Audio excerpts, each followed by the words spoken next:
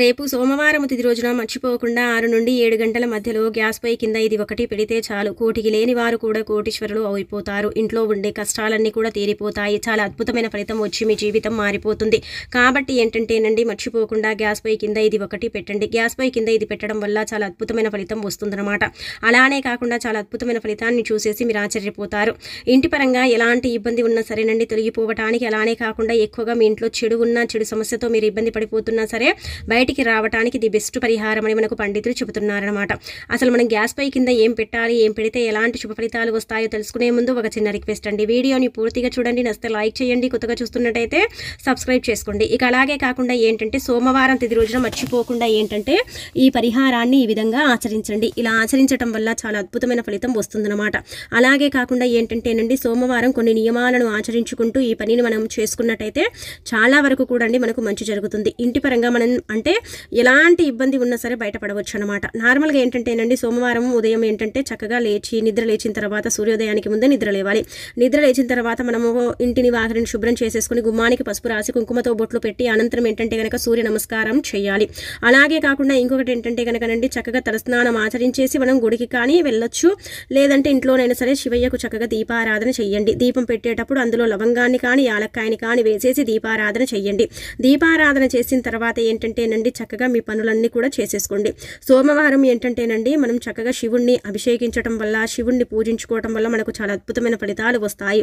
మనకు అష్ట ఐశ్వర్యాలు కలుగుతాయి అని చెప్పొచ్చు.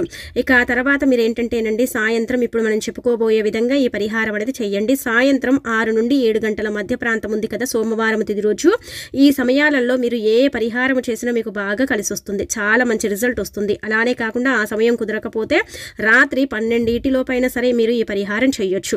అలా చేయటం వల్ల కూడా ఏంటంటే మీకు చాలా చక్కటి ఫలితం వస్తుందన్నమాట. మనం ఏంటంటేనండి మన ఇంట్లో పూజ గది తర్వాత ఏంటంటే వంటగదికి అంతటి స్థానాన్ని ఇస్తూ ఉంటాము. ఆడవాళ్లకు వంటిల్లు అంటే చాలా ఇష్టం ఉంటుంది. వంటిల్లు ఇలా ఉండాలి, అలా ఉండాలి, మా వంటగది ఇలా ఉండాలి అని మనం ఏంటంటే చాలా వరకు కూడా సర్దుకుంటూ ఉంటాము. అలాగే కాకుండా కొన్ని రకాల పరిహారాలు చేస్తాము, దీపాలు పెడతాము, వంటగదిలో రకరకాల అంటే పనులు కూడా మనం వంటగదిలో చేస్తూ ఉంటాము. అయినప్పటికీ కూడా ఏంటంటేనండి చాలా వరకు మనకి ఇబ్బంది కలుగుతూ ఉంటుంది. కొంతమంది ఆడవాళ్ళు వంట చేస్తే అందులో రుచి ఉండదు, పచ్చి ఉండదు, వారికి వంటలు కూడా సరిగ్గా రాక ఆ రుచి అనేది రాదని బాధపడుతూ ఉంటారు. కానీ మన ఇంట్లో చెడు ఉన్నప్పుడు మనం వంట చేసేటప్పుడు ఏంటంటే ఆ చెడు అనేది ఆవహించినప్పుడు, అలానే కాకుండా ఏదైనా చెడు మన వంటగదిలో ఉన్నప్పుడు ఏంటంటేనండి మనం ఎంత ఇంట్రెస్ట్ పెట్టి వంట చేసినా సరే ఆ వంట అనేది పాడైపోతుంది. అలాగే కాకుండా మన వంటగదిలో చెడు ఉంటే ప్రతిసారి పాలు మాడిపోతూ ఉంటాయి, లేదంటే ఏదైనా కూరలు మాడిపోతూ ఉంటాయి, ఏదైనా ఒక వస్తువు మాడు వాసన రావటం, అలానే కాకుండా అన్ని అంటే పొంగిపోవటం, అన్నం కానీ పాలు కానీ విపరీతంగా పొంగిపోవటం, అలాగే వచ్చేసి ఏంటంటే వంటగదిలో దుర్వాసన రావటం, దానికి తోడు ఏంటంటే బొద్దింకలు ఎక్కువగా రావటం, క్రిమి కీటకాలు ఏర్పడటం, అలానే కాకుండా ఏంటంటే వంటగదిలో అంటే నించోవాలంటే కంపరంగా అనిపించడం, ఇలాంటివన్నీ కూడా సిమ్టమ్స్ ఉంటూ ఉంటాయన్నమాట.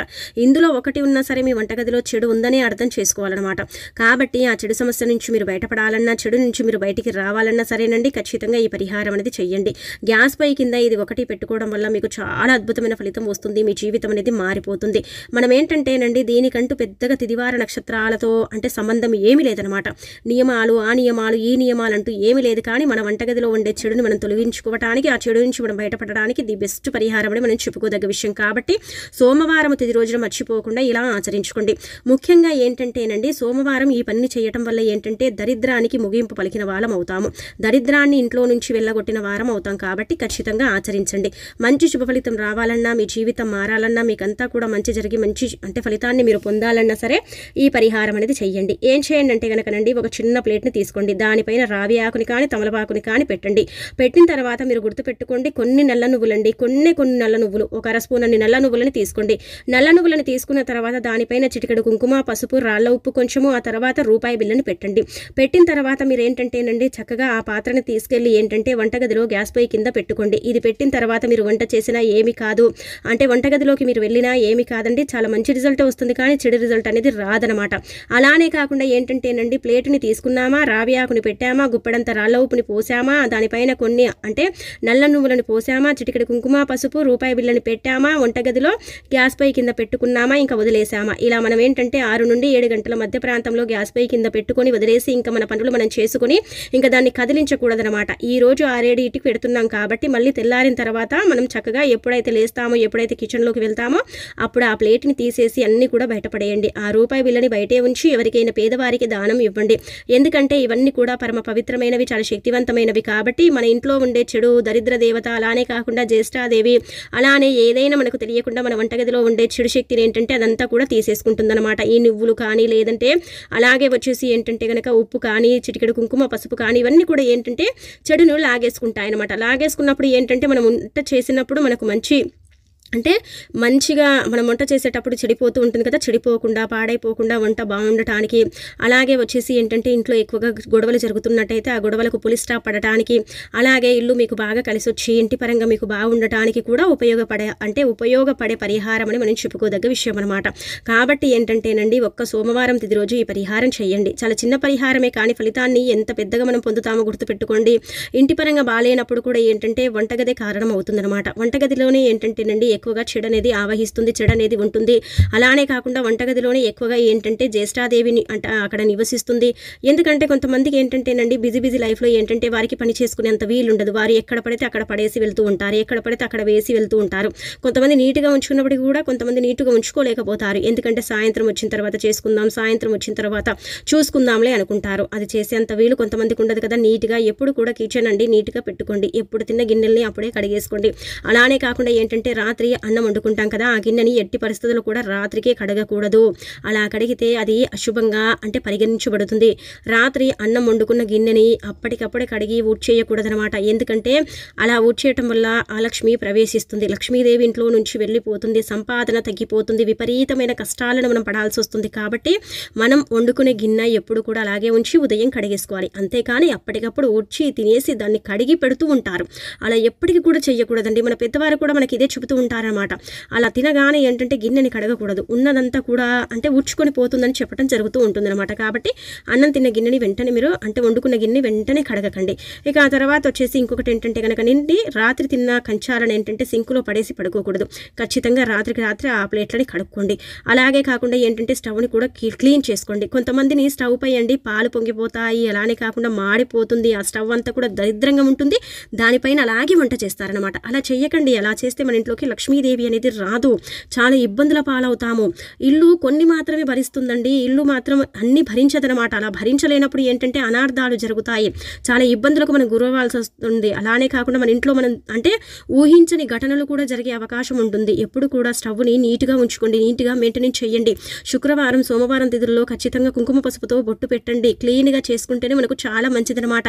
మన భర్త సంపాదన పెరగటానికి, మన భర్త యొక్క ఆయుష్ని మనం పెంచుకోవటానికి, భర్త బాగుండటానికి, మన ఇల్లు కూడా అంటే సుఖ సంతోషాలతో ఉండటానికి ఏంటంటే మనం చేసే పనులే కారణమవుతాయి.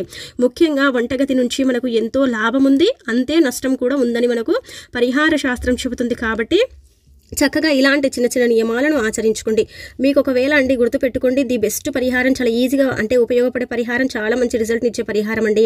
గ్యాస్ పై కింద ఇది ఒకటి పెట్టి చూడండి. 6 నుండి 7 గంటల మధ్యలో మీరు పెట్టిన తర్వాత ఇంకా వదిలేయండి. కానీ పాలు పొంగిపోయి మొత్తం అందులో పడేలాగా చేసుకోకండి. అంటే అన్నం మొత్తం పొంగిపోయి అందులో మనం పెట్టిన వాటిలో పడకుండా కొంచెం జాగ్రత్తగా ఉండి గ్యాస్ స్టవ్ కింద పెట్టుకోండి. ఒకవేళ ఆ సమయాలలో పెట్టకుండా మరి 9-10 గంటల సమయాలలో పెట్టుకోవచ్చా అండి అంటే కనుక పెట్టుకోవచ్చు. 6 దాటిపోయిన తర్వాత ఎప్పుడైనా సరేనండి గ్యాస్ స్టవ్ కింద ఇది పెట్టుకోవాలన్నమాట. రావి ఆకు కానీ తమలపాకు కానీ తీసుకొని ప్లేట్ తీసుకొని అందులో రాళ్ళ ఉప్పుని పోసేసి, అలాగే నువ్వులను పోసేసి, చిటికెడంత కుంకుమ పసుపు వేసేసిన తర్వాత రూపాయి బిళ్ళని పెట్టి గ్యాస్ స్టవ్ కింద పెట్టేసి వదిలేయాలి. ఇలా వదిలేసిన తర్వాత ఉదయం లేచిన తర్వాత రాత్రంతా కూడా నిద్రిస్తుంది కాబట్టి చెడు శక్తులను అది తీసేసుకుంటుంది. అలా తీసేసుకున్న తర్వాత ఏంటంటే మనం చక్కగా అదంతా కూడా బయటపడేసి ఆ రూపాయి బిళ్ళని పేదవారికి దానం ఇచ్చేస్తే సరిపోతుంది అనమాట. అంటే వండుకున్న అన్నం గిన్నెలు రాత్రి సమయాలలో మనం కడగకూడదు. ఎప్పుడు కూడా ఏంటంటే అన్నం గిన్నెలో కొంచెం అన్నాన్ని ఉంచాలి. పితృదేవతలు రాత్రి సమయాలలో మన ఇంటిని అంటే సందర్శించడానికి వస్తారని కొన్ని పురాణాలు చెబుతున్నాయి. అలా వచ్చినప్పుడు వారి కోసం మనం అన్నం ఉంచితే వాళ్ళు ఏంటంటేనండి ఆ అన్నాన్ని చూసి మనని దీవించి మనకి ఇంకా రెట్టింపు అంటే ప్రయోజకులు అవ్వాలని, అలానే కాకుండా మన సంపాదన పెరగాలని ఇలా దీవించి వెళ్ళిపోతారనమాట. వారి దీవెనలు వారి ఆశీస్సులు ఎల్లప్పుడూ మనకు ఉండాలని మనం కోరుకోవాలి. ఇంకా ఆ తర్వాత వచ్చేసి ఏంటంటే కనుకనండి ఎక్కువగా చీటికి మాటికి ఇంట్లో గొడవలు జరిగి ఇబ్బందులు వస్తున్నట్టయితే మీరు ఏం చేయండి అంటే కనుకనండి ఒక గాజు గ్లాస్ని తీసుకోండి. గాజు గ్లాస్ని తీసుకుని అందులో నీళ్లను పోసిన తర్వాత చిటికెడంతా పసుపుని వేయండి. పసుపుని వేసిన తర్వాత కొన్ని ఆవాలను వేసేసి చక్కగా ఏంటంటే ఆ నీళ్లను గాజు గ్లాసులో నీళ్లను గిన్నె మనం పని మొత్తం చేసుకొని ఇంకా లైట్లు ఆఫ్ చేసుకుంటాం కదా, చేసేటప్పుడు ఏంటంటే మీ వంటగదిలో ఒక మూలలో పెట్టుకోండి. మూలలో మాత్రమే పెట్టండి. అది గ్యాస్ స్టవ్ పక్కకు గ్యాస్ స్టవ్ పక్కకైనా పర్వాలేదు, ఎక్కడైనా పర్వాలేదు, కానీ మూలల్లో పెట్టండి. వంటగదిలో మాత్రమే పెట్టండి. పెట్టిన తర్వాత వదిలేయండి. ఇంకా రాత్రికి మీరు పడుకోండి. తెల్లారి లేసిన తర్వాత ఆ నీటిని తీయండి, బయట పడేయండి.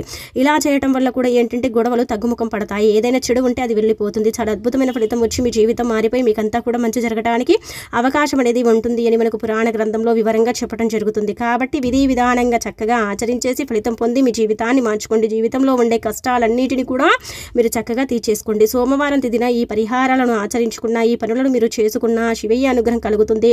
అలానే కాకుండా కావలసినంత ఐశ్వర్యం వస్తుంది. మీ జీవితంలో ఉండే కష్టాలు కూడా తొలగిపోయి మీకు చక్కటి యోగం అనేది ప్రాప్తిస్తుంది. సంపాదనకు సంపాదన, అలానే కాకుండా ధనానికి ధనము, చక్కటి యోగం కూడా కలగటానికి అవకాశం ఉంటుంది అని మనకు శాస్త్రాల్లో చెప్పబడుతుంది. కాబట్టి ఈ విధి విధానాలను చక్కగా ఆచరించుకుంటూ ఈ పనులను చేసుకోండి. మీకు తిరుగులేని యోగం కలుగుతుంది. మీ జీవితం అనేది ఖచ్చితంగా మారిపోతుంది. మీ ఇంట్లో ఉండే చెడంతా కూడా వెళ్ళిపోయి మీకు మంచి జరగటానికి కూడా ఎక్కువగా అవకాశం అనేది ఉంటుంది అని మనకు పురాణ గ్రంథంతో పాటు సిద్ధశాస్త్రంలో చెప్పడం జరుగుతుంది. ఈ పరిహారానికి అయితే చాలా ప్రాధాన్యత ఇస్తారు. కాబట్టి దీన్ని ఆచరించడం వల్ల మంచి ఫలితం అనేది రావటం మన కళ్ళతో మనం చూడగలుగుతామని చెప్పుకోదగ్గ విషయం నుండి. అలాగే వచ్చేసి ఏంటంటే ఈ పరిహారం 100% ఫలితాన్ని తెచ్చిపెట్టి మన జీవితాన్ని మారుస్తుందని మనకు పండితులు కూడా చెప్పడం జరుగుతుంది. జ్యోతిష నిపుణులు కూడా మనకి ఇదే చెబుతున్నారన్నమాట.